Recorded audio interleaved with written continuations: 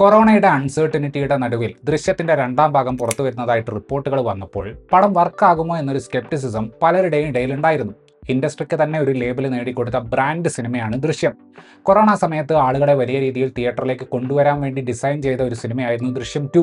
അതിനു മുന്നേ പലതവണ അഭിമുഖങ്ങളിൽ ദൃശ്യത്തിന് സീക്വൽ ഉണ്ടാകുമോ എന്ന ചോദ്യത്തിന് സംവിധായകൻ ജീത്തു ജോസഫ് തന്നെ ഉണ്ടാകില്ല എന്ന രീതിയിലുള്ള മറുപടികളായിരുന്നു കൊടുത്തുകൊണ്ടിരുന്നത്. പക്ഷേ ഒടുക്കം ദൃശ്യത്തിന് രണ്ടാം ഭാഗം സംഭവിച്ചപ്പോൾ ഒന്നാം ഭാഗത്തിന് ചീത്തപ്പേര് വരുത്താത്ത മികച്ച ഒരു സീക്വലാകാൻ ആ സിനിമയ്ക്ക് സാധിച്ചു.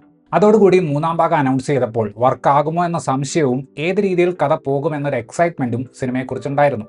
കഥയും കഥാപാത്രങ്ങളും ഏതാണ്ട് ഇന്ത്യ മുഴുവനുള്ള ആളുകൾക്ക് നല്ലപോലെ പരിചിതമായതുകൊണ്ട് ഒരുപാട് ഫാൻ തിയറികൾ മൂന്നാം ഭാഗം ഏത് രീതിക്ക് പോകും എന്നുണ്ടായിരുന്നു. എന്നാൽ ദൃശ്യം 3ലേക്ക് വരുമ്പോൾ ജീത്തു ജോസഫ് കഥയെ പ്രധാന കഥാപാത്രത്തിന്റെ ഇമോഷണൽ ആയിട്ടുള്ള ഒരു ചേഞ്ചിലേക്ക് ഫോക്കസ് ചെയ്യുന്ന രീതിയിലേക്കാണ് പറയുന്നത്. പക്ഷേ അങ്ങനെ ഒരു മാറ്റത്തിന്റെ ഇടയിലും ദൃശ്യം എന്ന ഫ്രാഞ്ചൈസുമായിട്ട് നമ്മൾ അസോസിയേറ്റ് ചെയ്യുന്ന ഒരു വാവ് മൊമെന്റ് അദ്ദേഹം സൃഷ്ടിക്കുന്നുണ്ട്. അത് പക്ഷേ മറ്റു രണ്ട് സിനിമകളിലേതുപോലെ ഒരു ട്വിസ്റ്റിലൂടെയല്ല, ഇവിടെ അത് സംഭവിക്കുന്നത് ഒരു ഷോക്കിലൂടെയാണ്. രണ്ടാം ഭാഗത്തിൽ ജോർജ് കുട്ടി സ്വന്തം കഥയെ സ്വല്പം മാറ്റിക്കൊണ്ട് ഒരു സിനിമ പിടിക്കാൻ ശ്രമിക്കുന്നത് നമ്മൾ കാണുന്നുണ്ട്.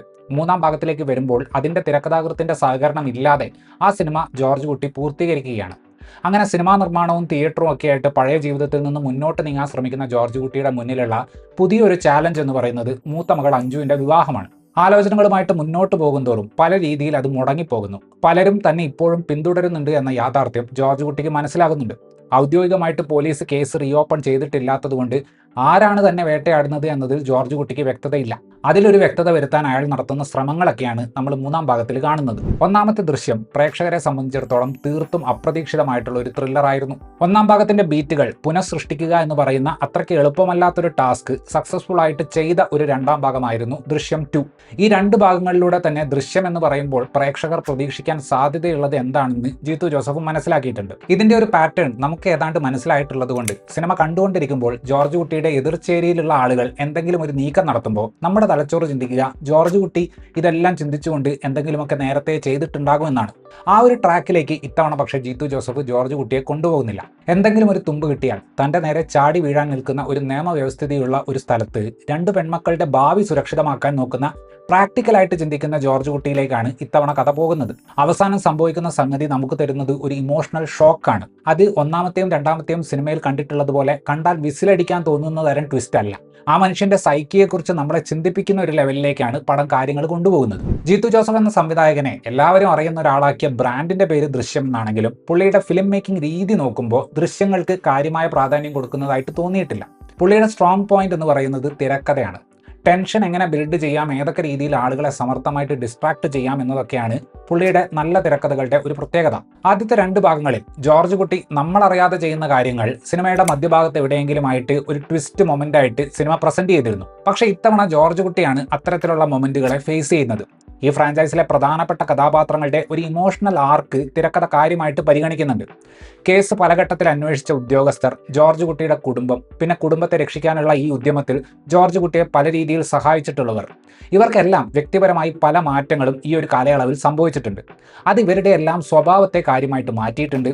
സിനിമയുടെ ഒരു പാറ്റേൺ ബ്രേക്ക് ചെയ്യുന്നതിൽ ഇങ്ങനെ കഥാപാത്രങ്ങളുടെ സ്വഭാവത്തിലെ എവല്യൂഷൻ സിനിമയെ സഹായിക്കുന്നുണ്ട്. ത്രില്ലർ സ്വഭാവത്തിലുള്ള അധികം ജീത്തു ജോസഫ് സിനിമകളിലെയും പോലെ ഇവിടെയും കുറച്ചൊരു കല്ലുകടിയായിട്ട് വരുന്ന ഏരിയ എന്ന് പറയുന്നത് സംഭാഷണങ്ങളാണ്. കമ്മ്യൂണിക്കേറ്റ് ചെയ്യാനുള്ള കാര്യങ്ങൾ വളരെ സട്ടിലായിട്ട് ഡയലോഗുകളിൽ പ്ലേസ് ചെയ്യാനുള്ള സാധ്യത ഉണ്ടായിട്ടും പുള്ളിയുടെ ഒരു സ്ഥിരം ശൈലിയായിട്ടുള്ള വെടിയുണ്ട ഇങ്ങോട്ടല്ലേ വരുന്നത്, മാറിക്കളയാം എന്നുള്ള രീതിയിലുള്ള എക്സ്പ്ലനേഷൻ കൂടുതലുള്ള ഡയലോഗുകൾ ഈ പടത്തിലും കാണാം. ബാക്കി രണ്ട് സിനിമകളെ പോലെ തന്നെ ഒന്നാം പകുതിയിൽ സാമാന്യം ഹ്യൂമറും കാര്യങ്ങളും ഒക്കെ വെച്ചിട്ടുണ്ട്. സല്യൂട്ട് ഒഴികെ ബാക്കിയെല്ലാം ഓക്കെ ആയിരുന്നു എന്ന് പറഞ്ഞ് സ്വന്തം പ്രൊഡ്യൂസറെ തന്നെ ജീത്തു ജോസഫ് ട്രോളിയിട്ടുണ്ട്. അച്ഛനും അമ്മയും മക്കളും തമ്മിലുള്ള അഭിപ്രായ വ്യത്യാസങ്ങൾക്ക് ഇത്തവണ കുറച്ചുകൂടെ ഒരു ഫൺ മൂഡ് ഉണ്ട്. ഈ ഫ്രാഞ്ചൈസിലെ മ്യൂസിക് കമ്പോസർ ആയിട്ടുള്ള അനിൽ ജോൺസൺ തന്നെയാണ് ഇവിടെയും പശ്ചാത്തല സംഗീതം ഒരുക്കിയിട്ടുള്ളത്. ഫീൽ ഫാക്ടർ ക്രിയേറ്റ് ചെയ്യുന്നതിൽ അതൊരു പങ്കുവഹിക്കുന്നുണ്ട്. ജീത്തു ജോസഫിന്റെ ഡയലോഗ് എഴുതുന്നതിലുള്ള പോരായ്മയെക്കുറിച്ച് ഞാൻ പറഞ്ഞ വിമർശനം മോഹൻലാൽ എന്ന നടന്റെ ഗ്രേറ്റ്നെസ് അളക്കുന്നതിനും ഉപയോഗിക്കാവുന്നതാണ്. ഈ സിനിമയുടെ മൊത്തം കാസ്റ്റിൽ വിരലിൽ എണ്ണാവുന്നവർക്ക് മാത്രമേ ജീത്തു ജോസഫ് എഴുതിയിട്ടുള്ള വളരെ വടിവത്ത നാടകീയത കൂടിയ പരത്തി പറയുന്ന ഡയലോഗുകളെ കൺവിൻസിംഗ് ആയിട്ട് സ്ക്രീനിൽ അവതരിപ്പിക്കാൻ പറ്റിയിട്ടുള്ളൂ. അതിൽ ഏറ്റവും അനായാസം ആ പരിപാടി ചെയ്തിട്ടുള്ള വ്യക്തി ശ്രീ മോഹൻലാൽ തന്നെയാണ്. ഡയലോഗുകൾ പറയുന്നതിന് അദ്ദേഹത്തിനൊരു സോഫ്റ്റ്നെസ് ഉണ്ട്.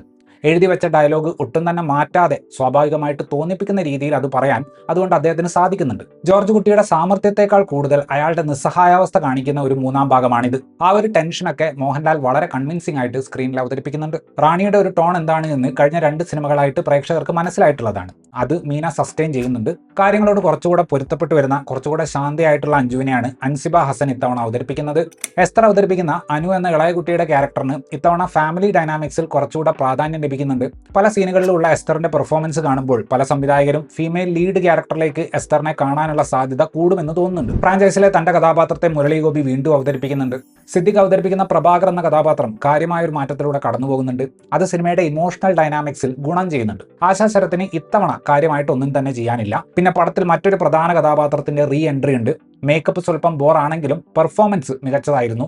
ഇർഷാദ് തനിക്ക് ലഭിച്ച ഭാഗം ഭംഗിയായിട്ട് അവതരിപ്പിച്ചപ്പോൾ വീണ നന്ദകുമാർ ഡയലോഗ് ഡെലിവറിയിൽ ബുദ്ധിമുട്ടുന്നുണ്ടായിരുന്നു. ഗണേഷ് കുമാർ, ശാന്തി മായാദേവി, ദിനേശ് പ്രഭാകർ, അജിത് കൂത്താട്ടുകുളം, സുമേഷ് ചന്ദ്രൻ എന്നിവരും പഴയ കഥാപാത്രങ്ങളായിട്ട് ഈ സിനിമയുടെ ഭാഗമാകുന്നുണ്ട്. ആർക്കും തകർക്കാൻ പറ്റാത്ത ക്ലാസിക് ക്രിമിനൽ എന്ന രീതിയിൽ ജോർജ് കുട്ടിയെ സെലിബ്രേറ്റ് ചെയ്യുന്ന ഒരു സിനിമയല്ല ദൃശ്യം 3. ഒരു ഘട്ടത്തിൽ പടത്തിൽ വരുന്ന ഒരു ട്വിസ്റ്റ് ജോർജ് കുട്ടി അവഗണിച്ച ഒരു കഥാപാത്രത്തെ ചുറ്റിപ്പറ്റിയിട്ടായിരുന്നു. ആ ഒരു ട്രാക്ക് ഉപയോഗിച്ച് ജോർജ് കുട്ടിയെയും വരുണിനെയും താരതമ്യം ചെയ്യുന്ന ഒരു നരേറ്റീവ് വരെ ജിത്തു ജോസഫ് പണിഞ്ഞെടുക്കുന്നുണ്ട്. ജോർജ് കുട്ടിക്ക് അവനവനോട് തന്നെ ഭയം തോന്നുക എന്ന് പറയുന്ന ഒരു ആംഗിളാണ് സത്യം പറഞ്ഞാൽ ഈ സിനിമയ്ക്ക് ഒരു ഫ്രഷ്നെസ് കൊടുക്കുന്നത്. പോലീസ് പിടിക്കാൻ വരുന്നു, ജോർജ് കുട്ടി പിന്നെയും അവരെ പറ്റിക്കുന്നു എന്ന് പറയുന്ന സ്ഥിരം ഡ്രില്ല് കാണാനാണ് നിങ്ങൾ പോകുന്നതെങ്കിൽ ദൃശ്യം 3 നിങ്ങളെ നിരാശപ്പെടുത്തും. അതല്ല, ക്രിമിനൽ ആയിട്ടുള്ള ഒരു മൈൻഡുള്ള വ്യക്തി സ്വന്തം കുടുംബത്തെ രക്ഷിക്കാൻ ഏത് രീതിയിൽ ചിന്തിക്കും എന്നതിന്റെ ലേശം കോംപ്ലിക്കേറ്റഡ് ലെയറുകൾ എക്സ്പ്ലോർ ചെയ്യാൻ താല്പര്യമുണ്ടെങ്കിൽ ഈ മൂന്നാം ഭാഗത്തിൽ നിങ്ങളെ തൃപ്തിപ്പെടുത്താനുള്ള എലമെന്റുകൾ സാമാന്യമുണ്ട്. ഇത്രയുമായിരുന്നു ഈ സിനിമയെക്കുറിച്ചിട്ടുള്ള എൻ്റെ റിവ്യൂ. വീഡിയോ ഇഷ്ടപ്പെട്ടാൽ ലൈക്ക് ചെയ്യുമെന്നും കൂടുതൽ വീഡിയോകൾക്ക് വേണ്ടി ഈ ചാനൽ സബ്സ്ക്രൈബ് ചെയ്യുമെന്നും പ്രതീക്ഷിക്കുന്നു. താങ്ക്